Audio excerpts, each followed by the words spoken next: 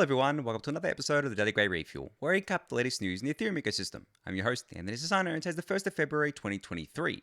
Alright everyone, let's get into it. So, there seems to be a bit of confusion still, well, maybe a lot of confusion still around how beacon chain withdrawals are actually going to work. Now, I explained this, I think, last week or the week before about how there are two different types of withdrawals. There are going to be partial withdrawals and full withdrawals. Now, without going into all the details again, the TLDR is that partial withdrawals happen automatically and cycle through all validators, which basically all validators from index 0 to the current index being cycled through every week on average right now. Now, obviously, as more validators are added, that time will get longer and longer. But what that does is it basically automatically withdraws or automatically pays out all of your accrued consensus layer rewards to your withdrawal address. So if you're a staker today, let's just say you're a solo staker and you have withdrawal address set, you currently have access to the execution layer rewards because they get paid directly to you every time you propose a block, and obviously the MEV rewards are part of that as well.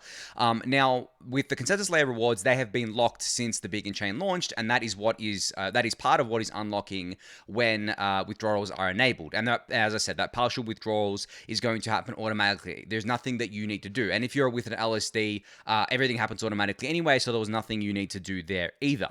Now, when it comes to full withdrawals, this is the withdrawals that I think people think apply to partial withdrawals as well. It's when the user basically initiates the withdrawal themselves and withdraws everything, not just the consensus layer rewards, but also the 32 ETH that is staked. So basically, let's say you have 32 ETH staked and you have 2 ETH worth of consensus layer rewards at time of issuing that withdrawal, which will rarely happen. Actually, it won't actually happen like that post withdrawals because everything will just continuously be partially withdrawn, and you'll never get to the to that 2 ETH again. But just, I'm going off on a tangent here. Just on for the sake of the argument, let's say you have 34 ETH and 32 ETH is your principal, and then the 2 ETH is your consensus layer rewards, and you initiate a withdrawal. It will withdraw all of that once it's gone through, obviously, the withdrawal queue, right? So those are the two different things there: partial withdrawals and full withdrawals. Now, there are discussions, obviously, still around what how much ETH is going to be withdrawn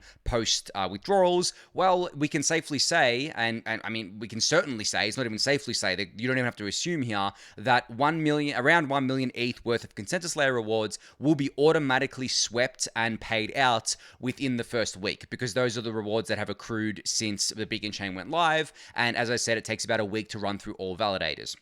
So once that happens, that 1 million ETH will be able to be either restaked or sold, or maybe people just want to hold it. Whatever they want to do with it, that is free to roam. Now, the big question mark of something that we can't say with any real certainty, and I've discussed this on the refill before with a bunch of different factors that go into this, is the full withdrawals. Like, how many people are actually going to withdraw that 32 ETH from the beacon chain, and how much of that is going to get sold? Now, we know that there is a percentage of solo stakers. Obviously, they will initiate their own withdrawals, and we don't know how many of those are going to be selling their ETH. I don't think there's actually going to be many of those that sell, but it remains to be seen, right? And then with the LSDs, it really just depends on which kind of like users initiate withdrawals and how that's actually set up. Like, for example, Lyra will have their own way to do it. Rocketpool has its own way to do it. Coinbase has its own way to do it, and all that stuff there. But really, the times where withdrawals will actually spike will be when the secondary market is trading out of lockstep with its fair value, so to speak. So when you can basically arbitrage between the beacon chain and the secondary market and vice versa there. So it really is, as I've discussed plenty of times on the refill before, extremely difficult to know what that's going to look like. I personally think that it's really going to be a nothing burger. There's not going to be that much stake or that much ETH stake withdrawn from the beacon chain, and the de-risking event that's coming with withdrawals being enabled will probably lead to a net inflow very, very quickly. I actually don't expect us to see a net outflow maybe past the first few weeks of withdrawals being live. And even then, I struggle to really see if there's going to be a net outflow there. But that is just the ETH at stake. That is not the reward. So I'm only talking about the 32 ETH that's part of all the validators as stake. I'm not talking about the accrued rewards, because as I said, because of the way partial withdrawals works, the accrued rewards are automatically paid out. This isn't the users withdrawing them. They are automatically swept off every validator, every week, right? Every kind of like 7 days here, rough estimate there. So because of that, it may look like people are quote unquote withdrawing from the beacon chain, but that's not actually what is happening in terms of the classical, I guess, definition of withdrawals. What's happening is that they're just getting their rewards, right? And that's totally fine. I guess like an analogy here, it would be to use proof of work.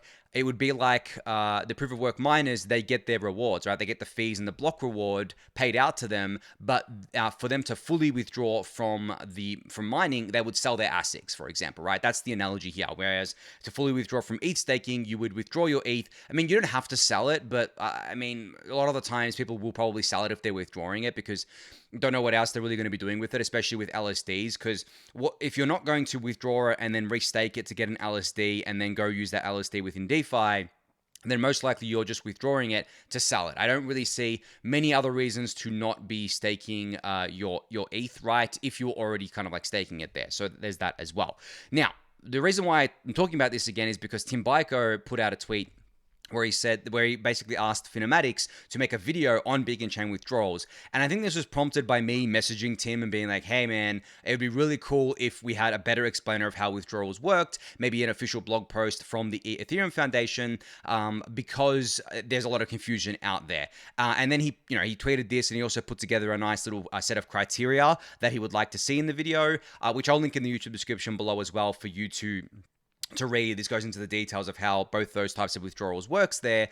But yeah, this is something that I think is going to be confused and even used as part of some sort of FUD campaigns post withdrawals, especially because it isn't necessarily easy to understand because there are intricacies to these sorts of things. It's not like you can immediately get what's happening.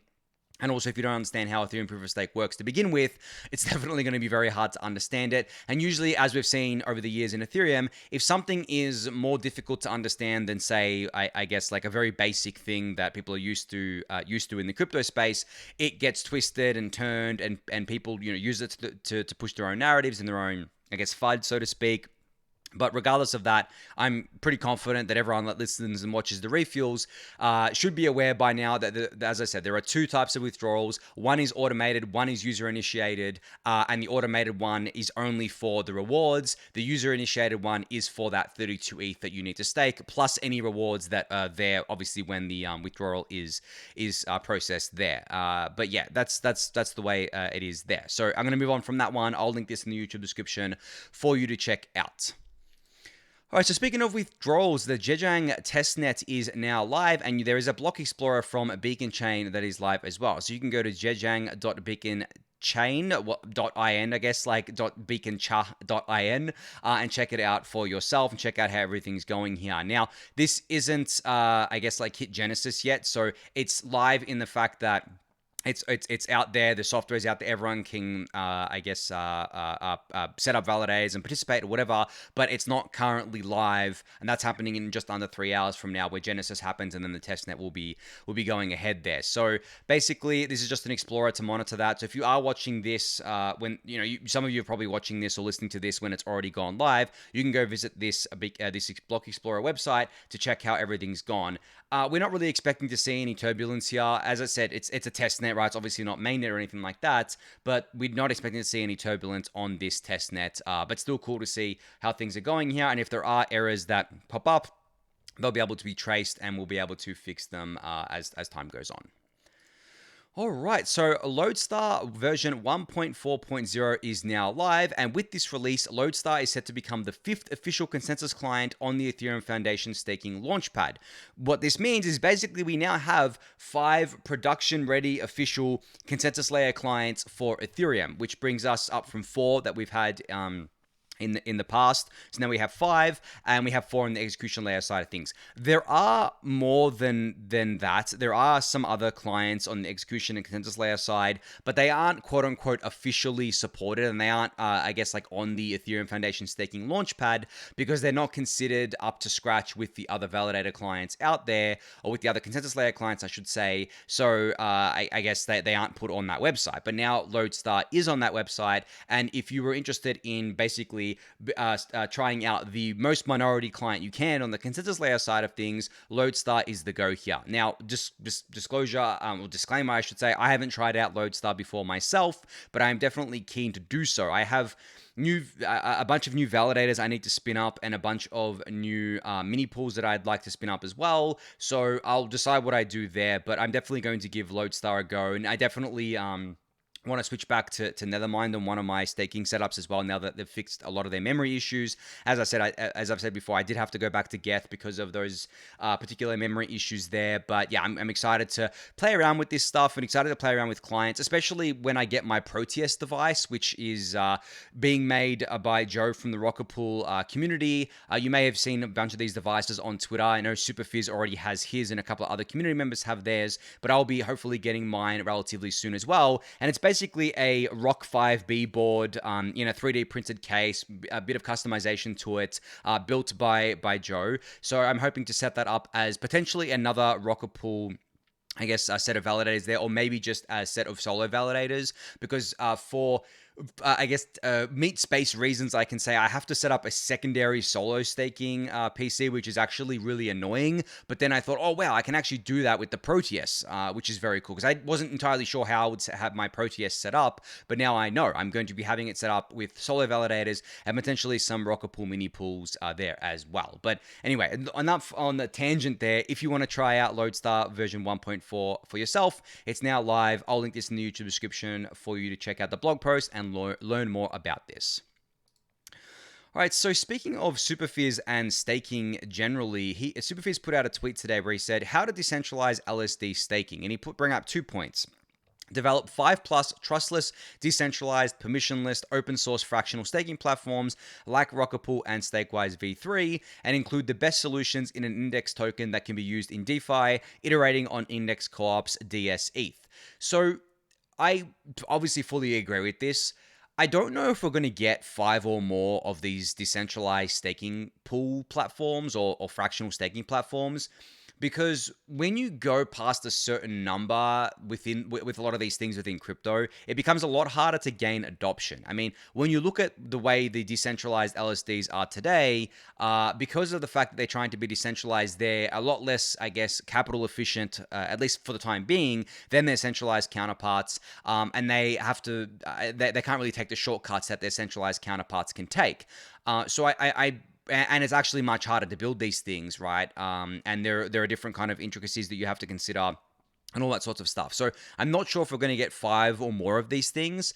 I would be very surprised if we got 5 of them that were actively used. Maybe we get 5 that are built out, but in terms of the which ones have the majority market share, I would say you would probably have 2, 3 maximum in terms of the most market share here, just by virtue of the fact that network effect and liquidity begetting liquidity. I just don't think we're going to get that many. Now, in saying that, you can actually build other platforms on top of these things, which allow them to get even more adoption, allow them to grow even more than their centralized counterparts.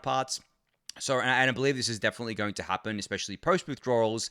But yeah, as much as we would love to live in the world where we have 5 or more of these things, maybe we will over the long term, but just if you look at how long it took Rocket Pool to get to where it is, if you look at how difficult it is for it's been traditionally for Rocket Pool to scale and to compete, even though they have like everything going for them, and obviously they're improving all the time and they have a really great community.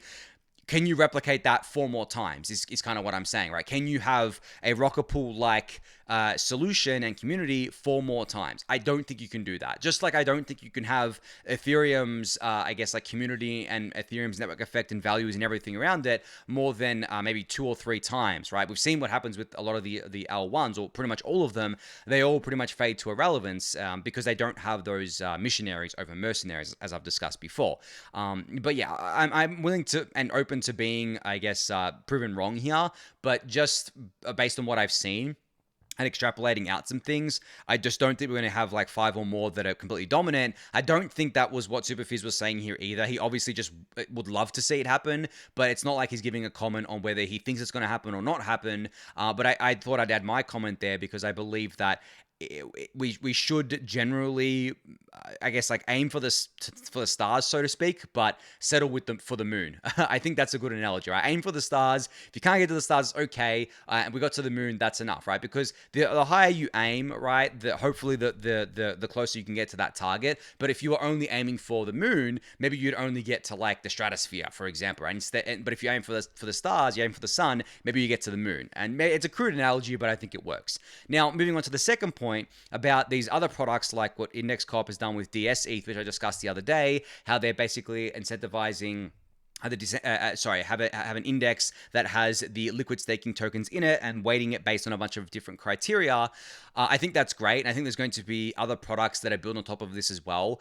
I hope that the institutional grade ETH staking products don't just go the easy way, or I guess like the comfortable way of going with Coinbase alone, or going with Binance or Kraken alone, or going with Lido alone. I hope that they will spread out their stake.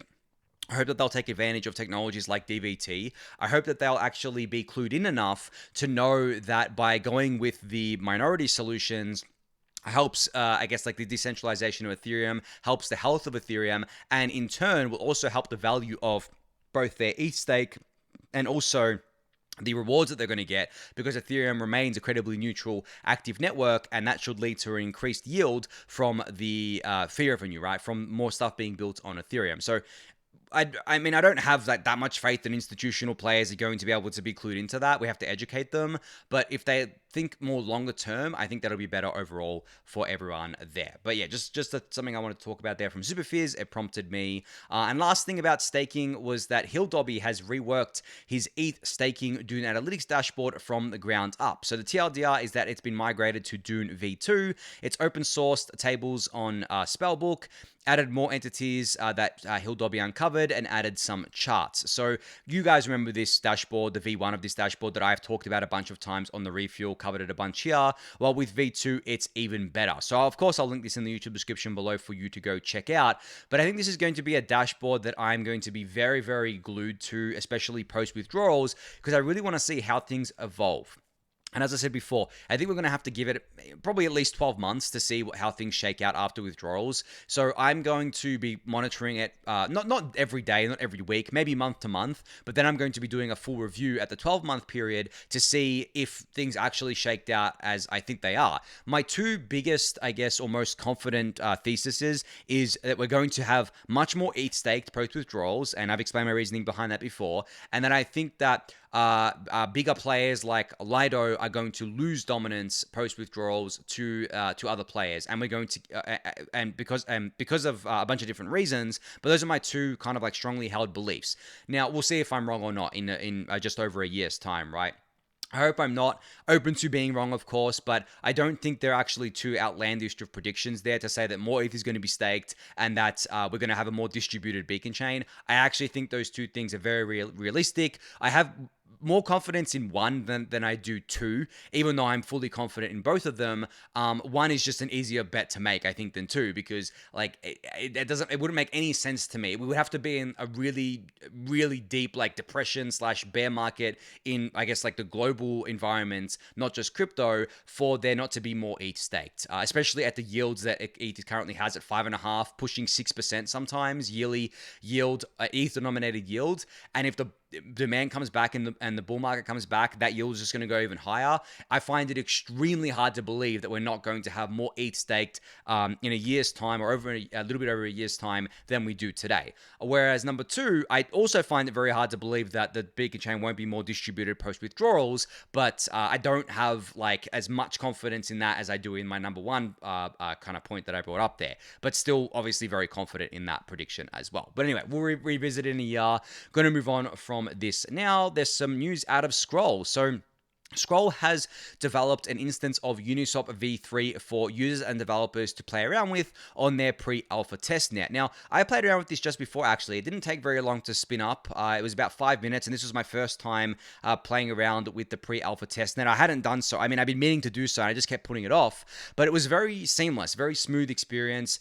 Felt like I was on an L2 with obviously those low fees and those fast transactions. This is a test net, so obviously fees are going to be low anyway, but just relative to I guess a mainnet in general and relative to L1, because what I did was I essentially connected to the scroll L1, and then I got a faucet to give me some funds. Then I bridged those funds over to L2. Then I swapped some of the ETH that I got, the testnet ETH that I got, for testnet USDC, and it all worked really, really smoothly. So just great to see that this is a fully, I guess, like working Uniswap v3 on a Scroll ZK VM here in, I guess, like their pre-alpha testnet, which is the earliest of testnets. I mean, pre-alpha and then alpha and then beta. It's funny because they might just launch their mainnet as a beta, like a lot of the L2s have been doing, or pretty much all of them have been doing. So I guess pre-alpha seems to be in a very good state for what it is.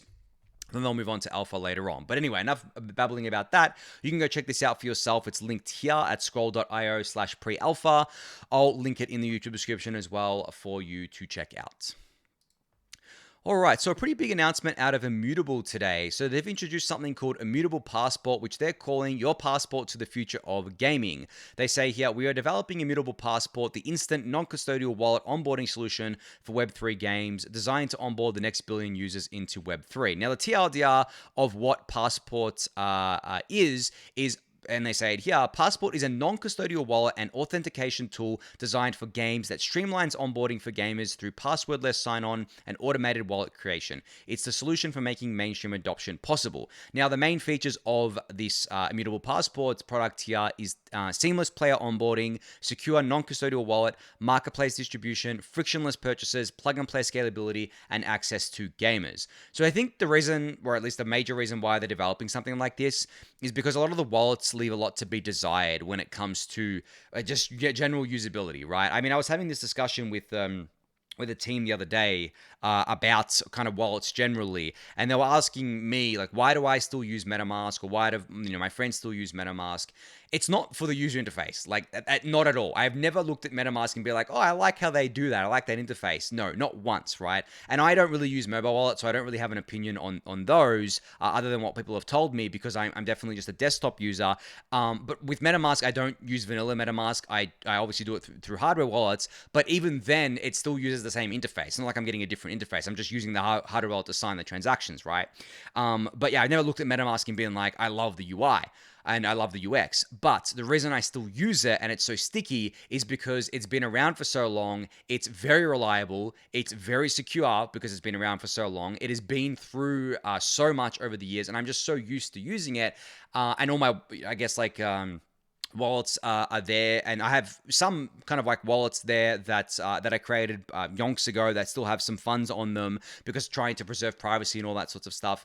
And then to migrate everything over, it's a risky proposition, because obviously you can use your seed phrase and migrate everything across if you want to and restore your wallet somewhere else, but I don't want to do that. Like, I hate doing that, honestly. I hate doing anything with a seed phrase on a computer. I always try to do everything offline, right? Or even at like an air-gapped station or something like that. So yeah, and then because of this conversation, I basically said, like, it's right for the picking. Like, the wallet ecosystem is so ripe for disruption on the UI UX front. And I think Immutable has seen this too, especially when it comes to gaming and NFTs, stuff like that. People don't want any friction there. They want to just be able to seamlessly onboard and seamlessly use any of the stuff that they are getting entertainment out of, whether that be the, I guess, crypto games or NFTs or anything like that. So I think this is pretty cool, what Immutable is building here. Now, it definitely feels like we're getting to a point where there's just so many wallets and so many of these, I guess, like interfaces to interact with the chain, that it becomes a diminishing returns kind of thing. But if there was one team, or I guess like one of the teams I would bet on to execute this correctly, it would be Immutable, because they are definitely trying to build for the mainstream with everything that they're doing, because they're doing things like crypto games and NFTs, trying to onboard all these Web2 companies, all these traditional gaming companies into Web3, and I think they have a very good read on what those companies want, what the users want, and hopefully they can succeed in bringing that to market with Immutable Passport here. But you can learn more about the Immutable Passport in this blog post, which I'll link in the YouTube description below. All right, so Connext has put out a thread/blog post today talking about how to provide liquidity to help bootstrap the Connext network upgrade before the official launch on Thursday. Now, this, I believe, is the Amarok upgrade, which I spoke about a little while ago, but then was put on pause. So now they're saying that Connext's Amarok upgrade is in its final phase before full launch this Thursday. So very, very close to launching. So, which is tomorrow, actually. So you can now help bootstrap liquidity on Ethereum, Polygon, Arbitrum, Optimism, Gnosis chain, and BNB chain. And this guide and this blog post and tweet thread, it tells you how to do that and how to get started with that. So if you are interested in being an LP here, this is definitely something that you should check out. Now, two things here. One, Connext has already announced that they're doing a token called the Next token. I don't know what the distribution of that is going to look like. I don't know if they're going to be airdropping it to people who provide liquidity. And I don't know what kind of liquidity rewards that they're going to be paying out here, but safe to say both of those things are probably going to happen. So maybe that piques your interest there about becoming an LP in Connext here. And for those of you who don't know, Connext is a cross-chain kind of protocol, cross-chain bridge protocol, and I've talked about them a bunch before. And the second thing is that I'm an investor in Connext as well. And I should have said that I'm an investor in both Immutable and Scroll as well. I'm actually putting the finishing touches on that website that I've been talking about, where I disclose all of this sorts of stuff, so I don't have to mention it on the refill every time. But I just wanted to disclose that for you guys as well in case you weren't aware of that. But anyway, we'll link this Connext thread and blog post in the YouTube description below for you to check out. All right, finally here, an update out of Lyra, which again, I am an investor in, but just putting that out there as a disclosure. But what I wanted to talk about was what they announced today, and that is that they are now live on Arbitrum and have integrated with GMX, which is a very popular perpetual exchange that has been live on Arbitrum for quite a while now. So Lyra started life on Optimism, and they were only on Optimism. They actually were never deployed to Ethereum mainnet, and now they seem to be going, I guess, multi-chain, but with multi-L2s, not on mainnet. I don't actually think Lyra will deploy to the Ethereum mainnet. It doesn't seem like their product would actually even work there because of the higher fees and obviously the longer transaction confirmation because of the longer block times. So they're going cross L2 here. So very, very cool to see them live on Arbitrum. Now, for those of you who don't know what Lyra is, it is an options protocol, and it is part of the Synthetics network and part of the Synthetics ecosystem on Optimism. But now on Arbitrum, I don't believe Synthetics is live there, but because of that's why Lyra has partnered up with GMX, because Synthetics isn't live there, so they needed to partner up with a perpetual exchange here or another synthetic exchange in order to make their kind of product work. And it's great that they've teamed up with GMX because, as I said, GMX is already extremely popular on Arbitrum. It's probably the most popular thing on Arbitrum, if not one of the most popular things there.